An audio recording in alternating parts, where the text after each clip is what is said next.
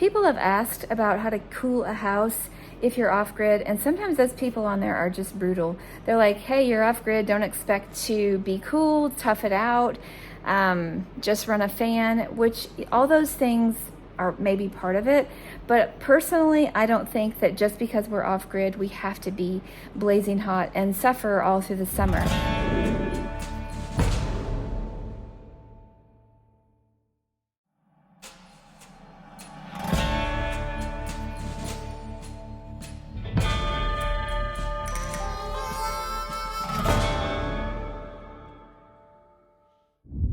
How are you doing with staying cool this midsummer day? We live in the deep south, as they call it. It's hot, it's humid, and we're always struggling with how to keep our house cool enough for somebody like me who gets really hot nowadays. And so we also live off grid. So there's that complication. We can't just run the AC all night long because it depletes our batteries. And so it's always this push, pull, how do we keep it cool? It's a fight to win the battle. So I have a few tips, things that we are putting into practice, and I will say that our battle is ongoing, as yours is too, as the numbers are up in the mid-90s some days and higher. So let's jump into a few practical things we can do off-grid or on-grid to keep your house cool and not use a lot of energy. And thankfully, I have my trusty sidekick here who's going to help us understand the whole process. Right, Squirt?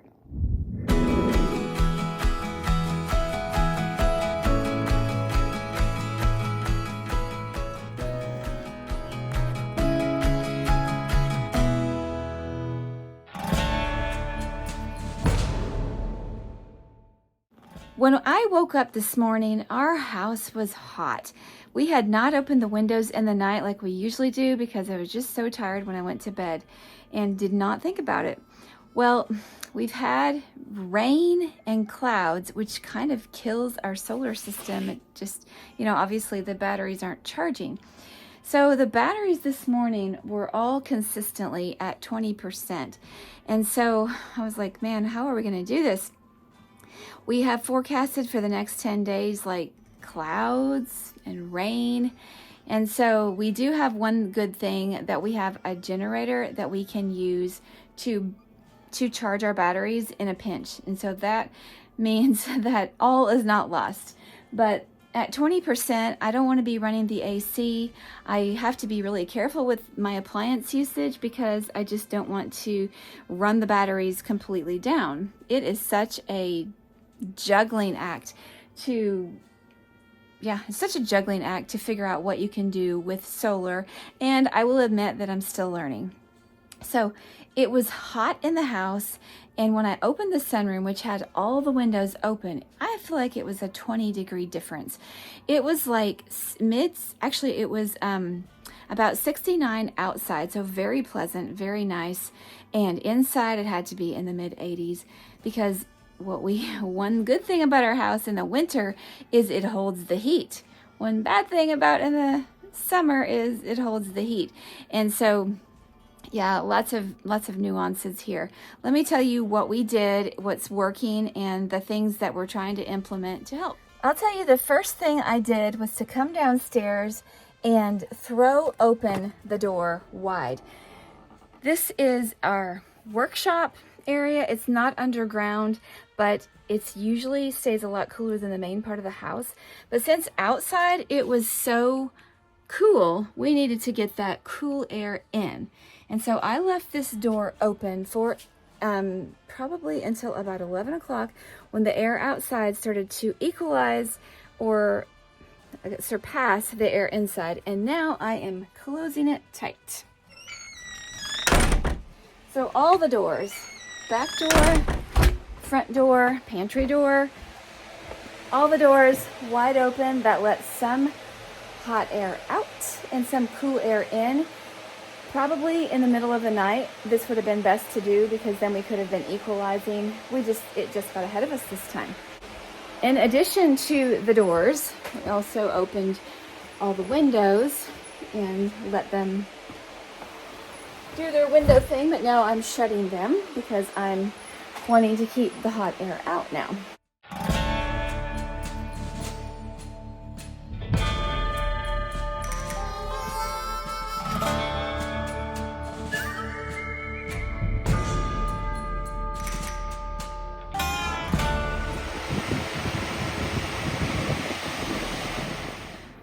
In addition to opening all the doors and windows, I installed this massively powerful fan to bring in the cool air from outside in.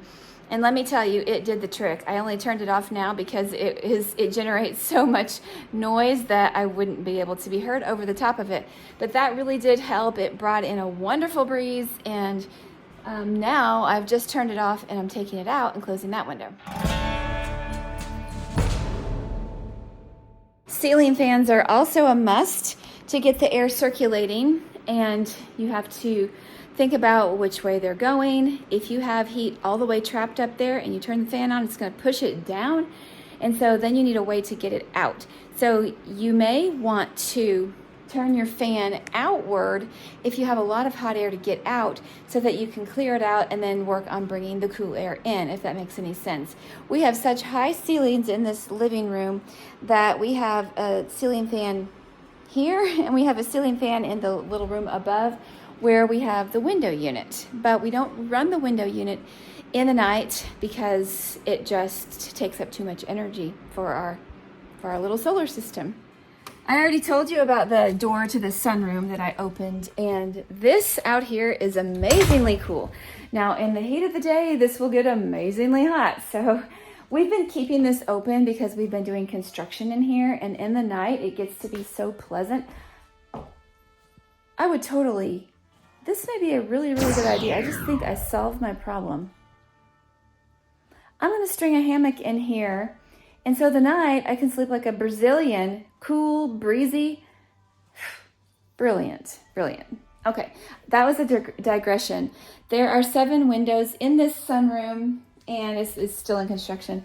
So now I'm going to close them, and closing the windows will not prevent all the heat from coming in during the day, and so we always keep this closed up until we are done,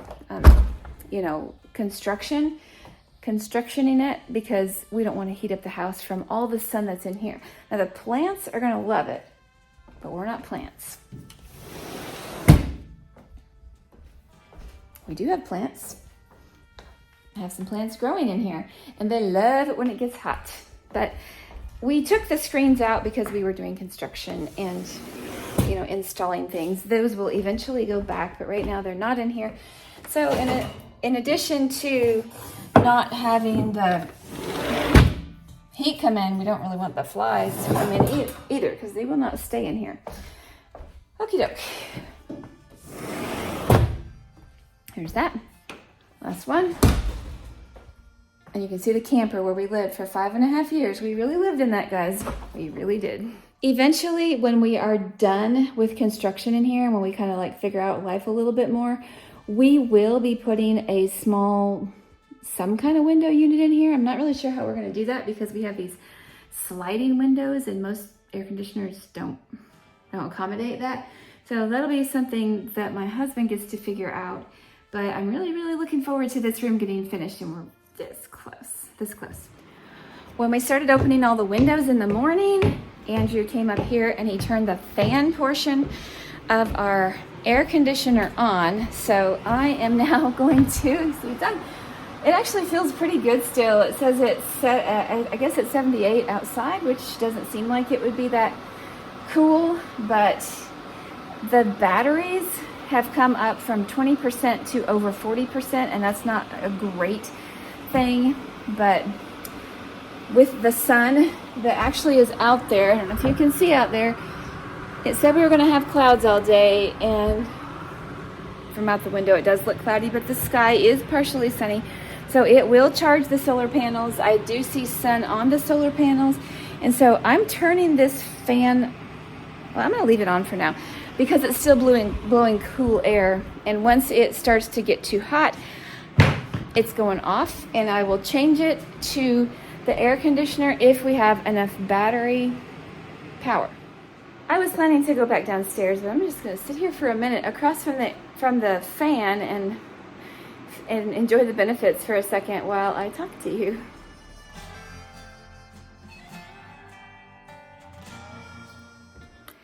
One other thing that we are implementing one by one is blackout curtains. They don't have to be black. It's just Adam chose black.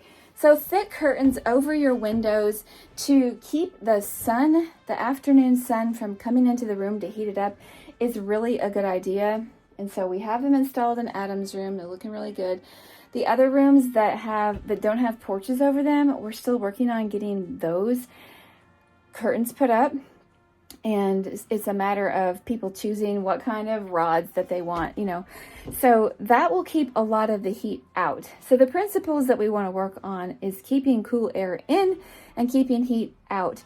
And it's surprising to me that we have a lot of heat coming in during the night, but for some reason it happens. Now I just replaced we just got a countertop oven that hopefully will be less heat than having the pilot on of my old ancient gas oven. We'll still be using it, but just not with the pilot on all through the summer. All rooms in this house have a ceiling fan, which helps to move the air around, and I really like to make sure they're all on when we have the air conditioner on, because then that's pushing the air down to the main part of the house. This is the actual air conditioner that we use for our whole house, and it does a pretty good job except for on the super hottest days. And we have a huge big ceiling in the living room and main part of, like, half of the house is open to the huge ceilings, and so I know the heat rises, and so we've put the window unit up here to try to send the air down. I won't say that we've conquered everything, but this has helped a tremendous amount. We had one that we were using last year, and it wasn't as energy efficient, and it didn't keep up as well, but I really honestly think that we're probably going to have to do just a little bit more than this, because menopause. I'm suddenly hotter than I've ever been, and that's just crazy. So this is a kind of a cool design. If you can see, the window is closed and the window unit is still there. And so this has like a split in it, and so the window can close over it, so you don't have to leave the window completely up, and then you don't lose a lot of your view. It is what it is. It's still a window unit, and I know Greg researched a lot on this one. It's from Midea, and it's very energy efficient. I can't tell you how many watts it uses, but we just keep an eye on the batteries, and when they start getting low, this cannot be on. And so in a pinch, we can put gas in the generator and we can charge the batteries and still run this thing if we need to. And even though this thing feels really good sitting in front of it, I have declared it to be time to switch it over to the AC, because the sun is out there. I'm still hot because I was out in the garden, and so I'm just going to be really careful and try to make sure that the batteries are still charging, and I think they will, because we have almost full sun.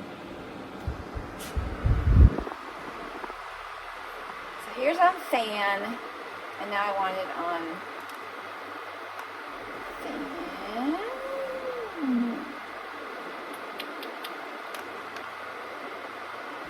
I don't know.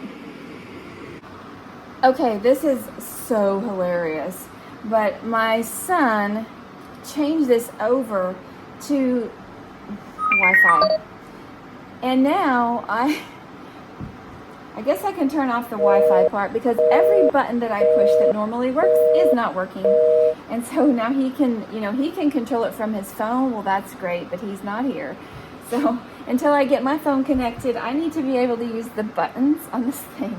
So let's turn the Wi-Fi part off.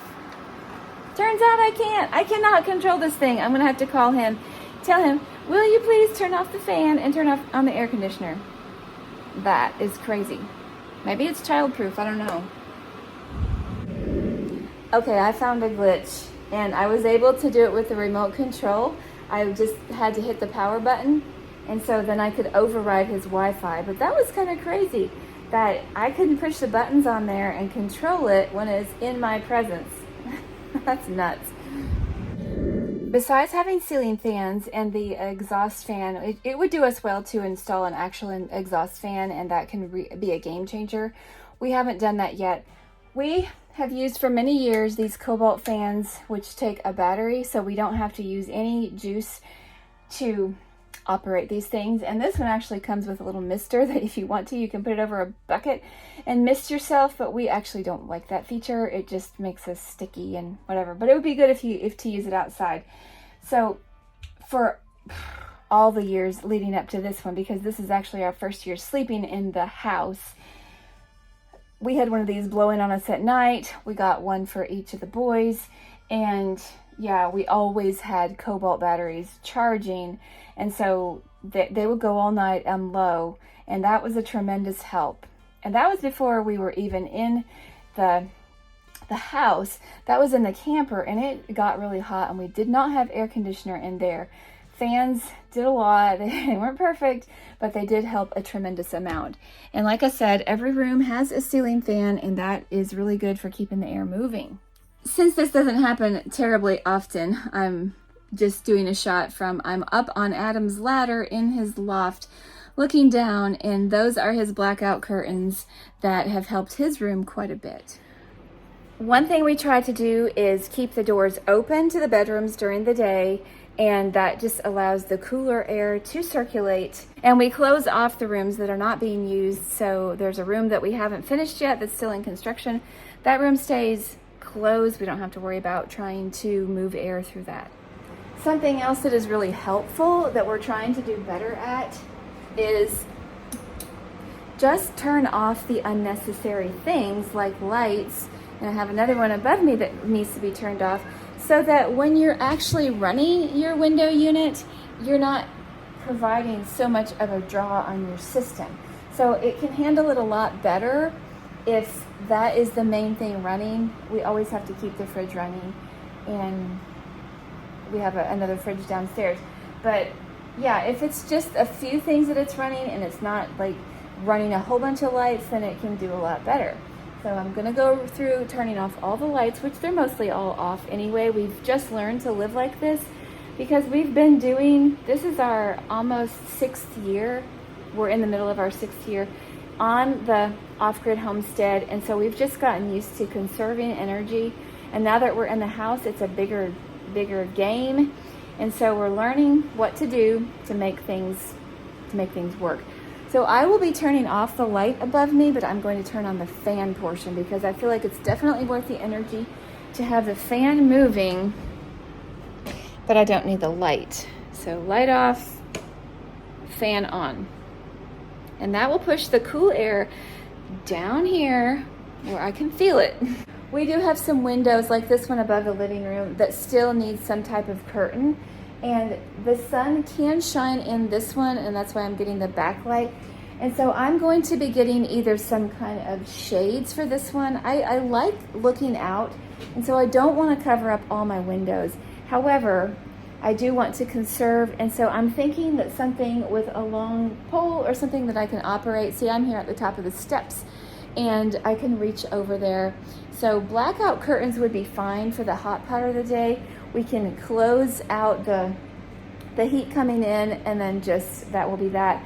I was thinking about just putting a little valance on these, on this one and the one where the air conditioner is, but now that I'm seeing how things operate and where the sun comes in, I think some type of curtain there would be a wise idea, but that's not going to be the biggest area of our heat coming in.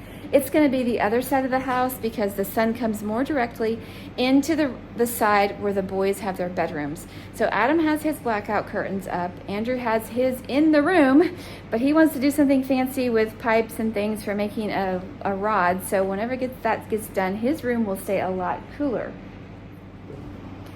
Curtains are going to be going up very soon in our bedroom. And we might have to do some type of Venetian blind in there because the curtains that I have are more kind of gauzy and decorative and less, less of a blackout kind. But our room has only a certain portion of the day, like now, where the sun is coming in, and the afternoon sun with all its heat is not directly on our room, which is a plus. But I'll tell you what, we can use anything we can. So blinds are going on the list. Everybody has fans in their room, regular fans, ceiling fans.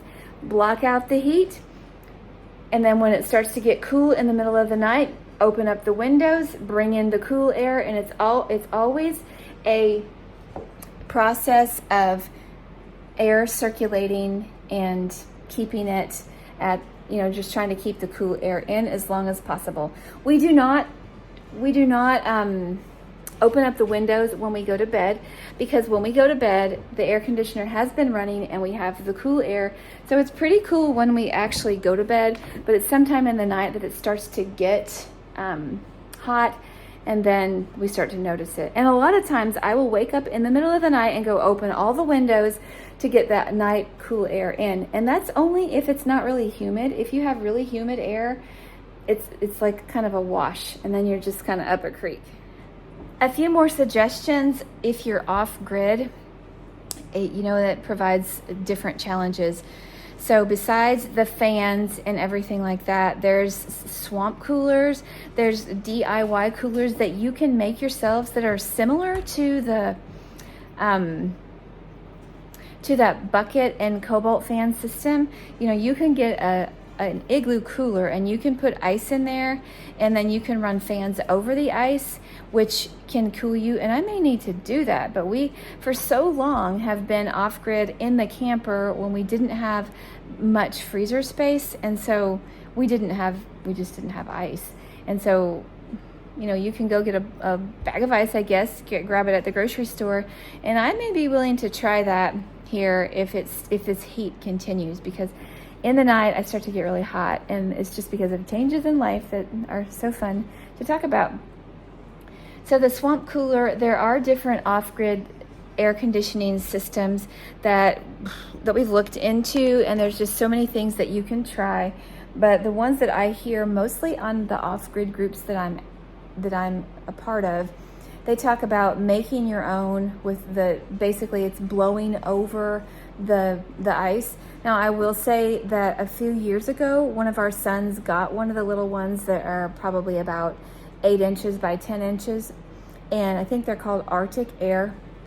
He got one of those, and he had to put ice in it, and it did some cooling, but he wasn't terribly impressed with how effective it was. I talked about keeping the house cool, but keeping yourself cool is also really important. And so sometimes I will, if it's a hot day and I've been outside and I get overheated, I will implement one of these little Dry Tech Chill Pal cloths, and you get it wet and you put it around you. You can wear it like as a scarf. This actually has a hole in it, so you can actually wear it as a gaiter. And it actually does do a pretty good job of keeping me cooler. And if your body temperature is cooler, you will be cooler. And so don't discount the taking a cool shower, getting your body cool, drinking cool beverages. Don't drink hot tea on a hot day. Believe it or not, when you drink water and you stay hydrated, you are cooling down your body by a degree or two from, again, the inside out. So don't let your body get too dry, because then you're going to be suffering. And drink your water. The kind of things that you drink can keep you cool. Drinking peppermint tea and any of the mints, they have a tendency to cool your body from the inside out. And so making a cool iced peppermint tea or the spearmint or any of those kinds of mints is a really refreshing way to keep yourself cool, and it makes you feel really good. You can make a non-brewed tea mix, a really cooling mix. Get a clump of your peppermint, your spearmint, and any kind of mixed mints is delicious. Throw them into your blender with a bunch of ice cubes. add a little bit of stevia, and then just blend it. You don't have to strain it, but you can if you want to. If you blend it really well, it'll be green, and there may be little chunks, but it will be so refreshing for you. So that is something I definitely recommend. Or you can just make a sun tea. You don't have to really heat up the house for that. You can put your tea leaves into a mason jar and stick it out in the sun for the day, and then it will brew your tea. And so those things are really good for cooling you from the inside out. Also, just making a traditional peppermint tea. You just heat your water in your pot, and you only have to heat it once. And so yes, it'll heat your house up a smidgen, but then pour it into your jar and make your peppermint tea. And anyway, everybody knows how to make tea, so that's a no-brainer there. Cooling beverages, herbal beverages that you can do from the inside out are just a great way to stay cool, even if your house is not as cool as you wish it was, or even if you're outside. Wear cotton clothing or linen or something that's natural that doesn't stick to you, because if you're wearing polyester or something synthetic, it will cling to you and make you more hot. At least that does it for me. I know that some of my guys like to wear things that aren't those really thin shirts that they wear like for soccer. They like to wear those they make me feel hotter. I have to be like in a cotton or something that's breathable, otherwise I'm just suffocating. So think about your clothing, think about what you're putting in your body, on your body, and around your body, and then do the things that you can in your house and make it through the summer. We'll get through. It's just another month or so, and then we'll be sailing into fall. We're not living off-grid so that we can prove that we are, tough or anything like that. At least I'm not. That's not my goal. So until we can invest in more, these are the things that we are doing to keep our house as cool as possible during the dog days of summer. And I hope that you've found a few things that you can implement in your home, whether you're off-grid or whether you're not. And please leave me a note in the comments to tell me what I've missed, because I'm sure I've missed plenty of things. Let me know. God bless. Thanks for watching.